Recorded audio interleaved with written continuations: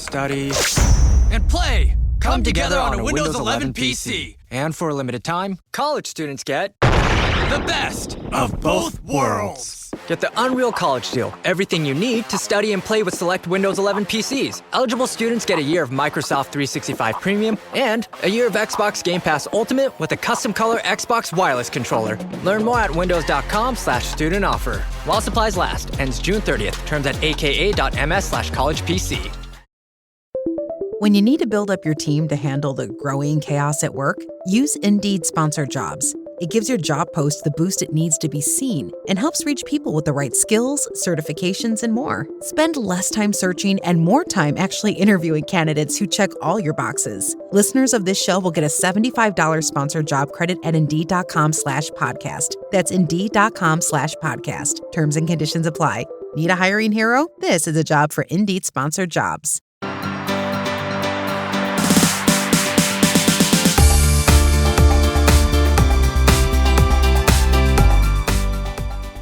Think about the last presentation that actually stuck with you.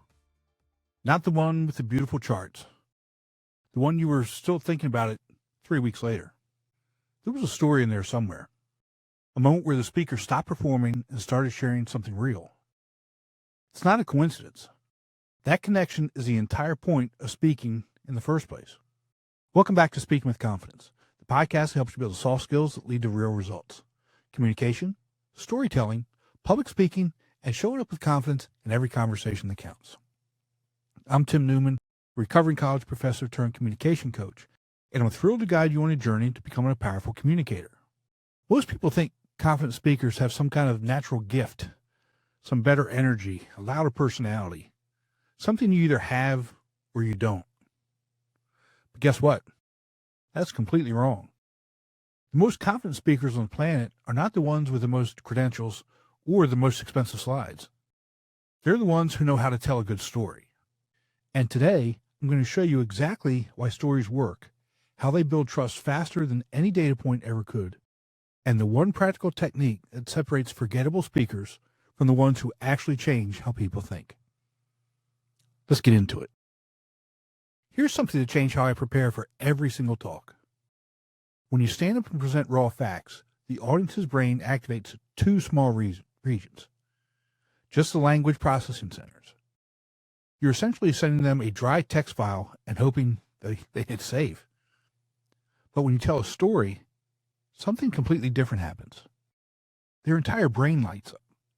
The sensory cortex fires. The emotional centers go into overdrive. You're not just transmitting information anymore, you're actually creating an experience. Scientists call this neural coupling. In plain English, the audience syncs up with you. When I describe standing backstage with my heart pounding so hard I can hear it, your brain doesn't just file that away as data. It mirrors the experience. The same regions that would fire if you were standing there, terrified, start activating in your own mind. And here's the number that should change how you prepare every talk. Cognitive psychologist Jerome Bruner found that facts wrapped in a narrative are 22 times more likely to be remembered than facts alone. Good sleep is everything. That's why Ollie's Science Back Support is made with a blend of melatonin and L-theanine for both kiddos and grown-ups. So when your mind won't switch off, you've got something that can help. Your racing thoughts and restless nights won't stand a chance. Find Ollie Sleep Solutions for the whole family at ollie.com. That's OLLY.com. Let that sink in. It's not 22%, it's 22 times. And that's why you can sit through 40 minutes of quarterly data and walk away with nothing, but remember a story about a terrible client meeting for years. Your brain tags a good story as vital and files it where you can actually find it. And here's the part most professionals get completely backwards. The fastest way to build authority on stage has nothing to do with your long list of accomplishments or credentials. In fact, the most powerful thing you can do in the first 60 seconds is share something you got wrong. I know that sounds completely backwards, but audiences are smarter than we give them credit for. They can smell a polished performance from the very first sentence. And that level of polish usually reads as guarded, not confident. Research from the Harvard Business Review found that leaders who share personal setbacks are rated as more credible by the people listening to them. Not less. More. I used to open every talk with a standard bio. Who I was, what I'd done, proof that they should be listening to me. And the audiences were polite, they nodded, but they weren't really with me. Everything changed when I opened with a story of the worst speech I ever gave. And I know you all have heard it. It's the one where I threw up in front of the class. And once I told that story, the energy shifted. Because everyone in that room had bombed something before. And they realized I wasn't up there pretending to be perfect. That's the strange paradox of storytelling. The more you reveal the moments where you had no power, the more authority you actually build. And audiences don't need you to be perfect. They need you to be useful. And the most useful thing you can give them is evidence that someone who has been exactly where they are has figured out how to move forward. Most speakers tell you what happened. But great speakers make you feel like you were standing right there. And the difference comes down to one thing: showing instead of telling. Here's what telling sounds like. I was nervous before the presentation. That's a summary. It doesn't do anything to the audience. They hear it and they move on. Now here's showing. I was standing backstage and my shirt was sticking to my back. My notes were in my hand, but I've read the same sentence 4 times without knowing what it says. Then the stage manager says, I have 30 seconds. Same information, completely different experience. When you show instead of tell, you're not reporting emotion. Expedia and Visit Scotland invite you to come step into centuries of history that await in Scotland. Castles steeped in legend walk along cobblestone streets. Come share the warmth of stories passed down through generations. This is a place with a past that is fully present today and all yours to explore. Plan your Scottish escape today at expedia.com/Visit Scotland. You're giving the audience the raw material to feel those emotions for themselves. And because they did that work, the story becomes theirs. That's what makes a message stick long after the talk is over. The practical implication is simple, but it does take practice. Go through your stories and flag every sentence that tells the audience how you felt. Phrases like, I was embarrassed, or feedback was harsh, those are telling. Rewrite each one by describing what you actually saw or heard in that specific moment. What did the room look like? What physical sensation did you notice? Here's a quick test. If your story could be delivered by anyone and still work, you're telling. If the story only works because of the specific details that only you would know, you're showing. Don't tell me the room was tense when you walked in. Tell me nobody touched the coffee and pastry sitting on the side table. That's the stuff real people remember. The number one mistake I see is speakers announcing their stories before they actually tell them. Please, I'm begging you, don't say, let me tell you a story.